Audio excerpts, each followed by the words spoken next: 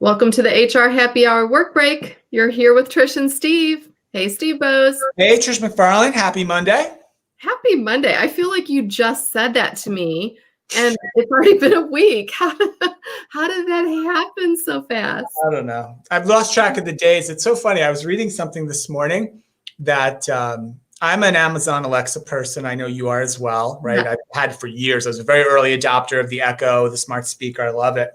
I just read an article this morning that Amazon released some data about Amazon Alexa usage, and more specifically, what are the things we're asking Alexa?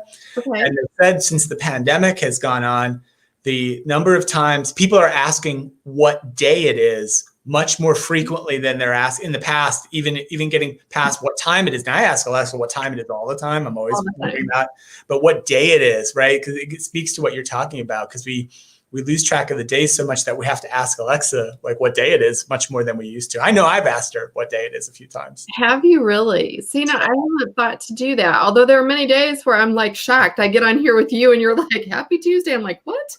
I lose track midweek every week what day it is. I have a little fuzziness about it. Tuesday, Wednesday-ish. Yeah.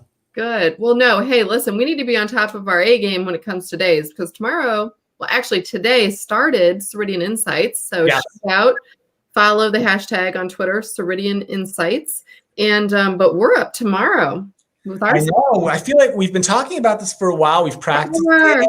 1:50 Eastern time tomorrow. To be precise, Trish, you and I will be presenting about skills and hiring for skills and improving skills and taking a skills-based focus right into talent acquisition and talent management. And I'm super excited for it, actually. We've been working on this for a while. I think it's going to be really good. So yeah, tomorrow afternoon, check us out there.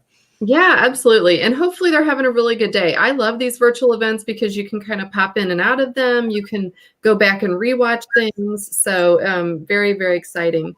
So what else is going on though? I mean, I have one other, well, maybe I know we do a lot of shout outs on this show, but I don't care. Like it's part of why we do this show, to recognize people and companies and just really cool things. So I do want to congratulate my friends at Paycom, who I read today. They were ranked #1 on the 2020 Oklahoma Inc. list of public companies. Essentially the biggest public company in Oklahoma, which is where their headquarters out in Oklahoma City. I've been able to get out there a couple of times over the years to meet with those folks at Paycom. Great group of folks, by the way. Super kudos to them though. So great story, great company, lots and lots of growth there, and lots of great people there as well. And it really shines through when you go there. We say this a lot about the companies we work with, but I've noticed it particularly when you go out there, like just how nice and welcoming and caring they are. They're very customer-centric organization, very people-centric organization, like many of the folks in the HR tech space. But so shout out to Paycom. Congrats. That's big news. Wanted to make sure I mentioned that. No, I'm glad you did. I hadn't seen that news, and you know, I think you're following Oklahoma's top public companies list, Trish, religiously. You're not on that. I'm not following that. No, I haven't even been to Oklahoma in years, to be honest. I mean, I think that even when I kind of go west, I'm always like more the Kansas or up north through Nebraska somehow. Yeah, so I haven't even been to Oklahoma in a while. Don't sleep on Oklahoma. If you're in Oklahoma, tweet at us. We want to know. Oklahoma HR, where are you? Who are you? That was one of the last trips I actually made before the pandemic set in. I went out to Oklahoma City to visit with our friends at Paycom. I went in February, I believe, of this year, and had one of the, I can't remember the name of the restaurant. I'd shout them out too. We went out to dinner the day before we were meeting the next day, and had one of the best steak dinners I've had literally anywhere. And I've had good steak dinners in a lot of really nice places. Yeah. And this would rank right up with all of them. So maybe I can figure out what restaurant it was and shout them out too. So. Wow. You know what? I mentioned steak. I had not had steak in a while, and I went to a really nice steak restaurant Saturday night in Fort Collins, Colorado. It's called The Still, and it's in downtown Fort Collins.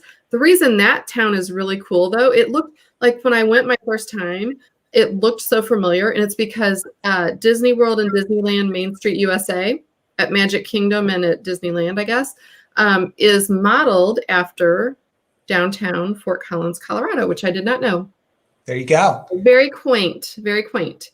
Speaking of food, on the show, Trish, I like to follow some of the food trends and the interesting collaborations that we sometimes see around food and drink. We talked about a couple of them. I have one for you that you may not have seen. Waffle House, Trish, has a beer. What? They have a beer collaboration with a small brewery in Greensboro, Georgia called the Oconee Brewing Company. Okay. Trish, think of that. Just try to think. I'm going to ask you. I'm going to quiz you a little bit. If there's a Waffle House beer collaboration, yes, try to guess at what the name of the beer is. Think about it. I think I've got it, and I don't have it because I know it. I'm just an educated guess. It's going to have to be something to do with pecan waffle beer. That's a good thought. It's a good answer. That is not the correct answer. Really? Is it to do with like the smothered, covered, scattered? No, but I'd say one part of the name has to do with a breakfast food, a very common one. Okay. And the other part of the name is a beer term. I think we should breakfast food, beer term. Breakfast food, beer term. Giving up? Waffle IPA. Bacon and kegs. I love it. Bacon and kegs. They say it does pair best with breakfast foods. So it's not available widespread yet. You can probably only get it down in Georgia, near in Greensboro, Georgia. I feel like they should send us some so we could try it right here live. I would love to. We're going to pitch them hard to get a little sample of bacon and kegs. But I thought that was pretty cool and maybe kind of some fun news for a Monday. Well, I tell you what, right now, nobody beats Odell's Brewery for me. I like Odell's because they have lots of sour beers with grapefruit, really good stuff. So that's kind of, I've been drinking more beer lately. The Waffle House, Trish, is where it's at. And there's some Waffle Houses, I actually read in part of this article, I don't know where, there are some Waffle Houses, I guess, do serve beer in them. I think that's a thing somewhere. I haven't been to the Waffle House. Waffle House. Now I want like breakfast for dinner. Yeah, there's nothing, nothing beats the Waffle House. Have you heard of like the Waffle House Index? Are you familiar with that? No, what is that? That's like one of these deals where I think it's called the Waffle House Index. Like when there's like a natural disaster, hurricane, tornado, you name it, something really awful, honestly, that happens.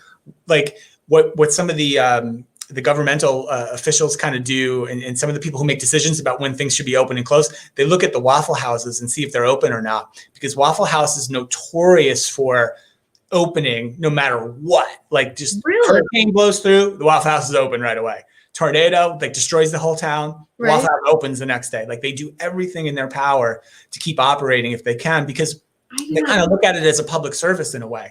Like if there's a terrible storm or disaster or something, people need, it's not just they need to go to Waffle House. It's more like they need food, right? They might need someone to help them, get through this. And so, yeah, I think it's called the Waffle House Index, and they go to extreme lengths to keep operating in like really, really difficult circumstances. So kudos to them for that too. Well, I love that. I had not heard of that. So I think if you find a story on that, will you tweet it so I can read it? I will dig into that. I'm going to go over the Waffle House beat today. Yeah, see, everyone, just so everyone knows that you do offer this free service. If you're friends with you, I could just say, instead of asking my Alexa, I could just be like, ask Steve Bose. Hey, Steve Bose, can you find me a story about Waffle House? Yeah. What was the disaster index? I've got a lot Maybe that could be a thing. People could tweet at us what they want you to look up for them. Look up for them. Come on, guys, don't let us down. Tweet at us right now. Tell us. This reminds me of like back in the day when software came. Back when software came with like actual printed manuals and instruction guides. And we had as consultants. I was a consultant for a long time, implementation consultant. We had a little acronym we would use often when we felt like someone was asking us a dumb question or a lazy question where they just didn't really want to do the work to figure something out, or they should have really known. The acronym was RTFM. RTFM? RTFM.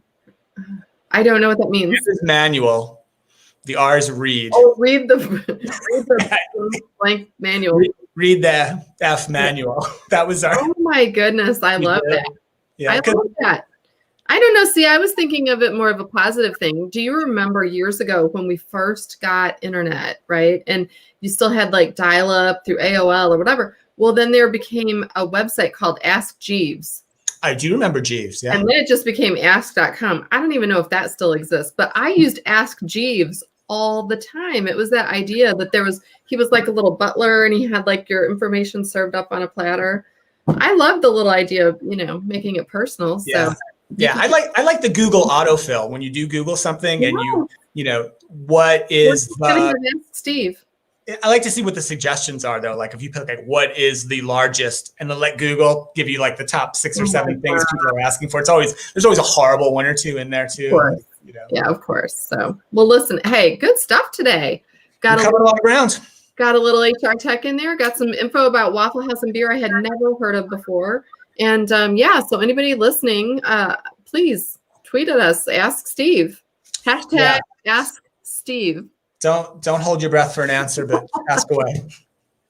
All right. Hey, listen, everyone, thank you for listening as always. We love talking with you and spending a few minutes of our day. One more thing, new HR Happy Hour show dropping tomorrow morning with Peter Capelli. First time ever we got him on the show. Really great conversation about technology and automation and optimization. Highly recommend you listen to it tomorrow morning. Check it out.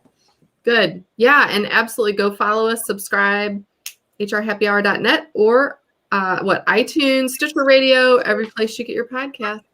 Vinyl Records, I'm issuing. Vinyl Records. That's next. We're coming back big in vinyl. All right. Thanks, everyone, for listening. We'll see you tomorrow.